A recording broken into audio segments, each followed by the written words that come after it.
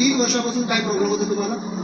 3 वर्षापासून मी दवाखान्यात खाल्लेली पण कोणतं मला काय सांगणार एक दवाखान्यात आता गेली तर रिपोर्ट काढणार 3 तपासली तरी काहीच नाही दवाखान्यात सांगणार आता मला काय सांगणार काय रेवल सुजन आहे ना किडनीला तर असं आहे सांगायला मी घाबरून गेली तर मी तुझ्यावर फोन केला ना मुलगा आता आमची आता मी गेली खोली तर आता बेस आहे प्रार्थना केली हा प्रार्थना केली आणि या त्रासासाठी तुम्ही खर्च किती केला?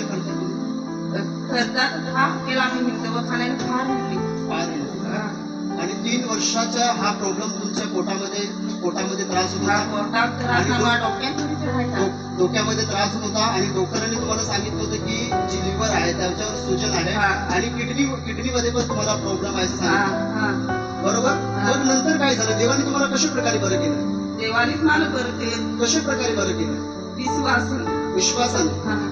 अच्छा, विश्वासाने तुम्ही प्रार्थनामध्ये येत राहिले आणि देवावर विश्वास ठेवून प्रार्थना करत राहिले आणि परमेश्वराच्या दासावर फोन करून तुम्ही त्यासाठी प्रार्थना करून घेतली आणि त्या प्रार्थनाचे देवाच्या आत्म्याने देवाने तुम्हाला स्पर्श केले आणि त्या 3 त्रासातून